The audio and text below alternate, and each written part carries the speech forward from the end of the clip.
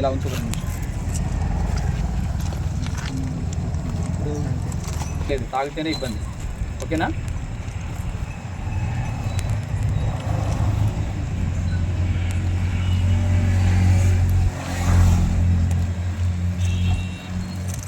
ఇది ఈ అబ్బాయి పైన అనుమానం ఉండదు కానీ చేశాము.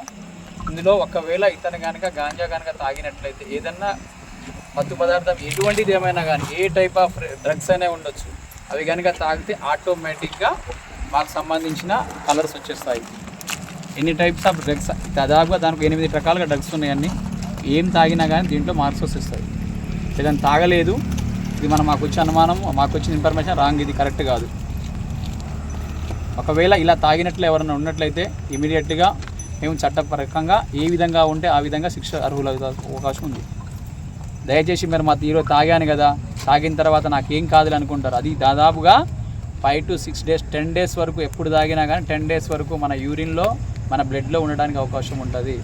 కాబట్టి ఇటువంటి వాటికి ఎవరు అలవాటు పడకుండా ఉండాలి, ఎవరు అలాంటివి చేయొద్దు. కొత్తగా లేటెస్ట్ వచ్చిన టెక్నిక్స్ అవన్నీ ఆటోమేటిక్ ఈరోజు కూడా వేరే చోట అన్ని చోట్ల చేస్తున్నాము. కాబట్టి దయచేసి ఇక్కడ ఉన్న యువకులకు అందరికీ మేము తెలియజేస్తున్నాం,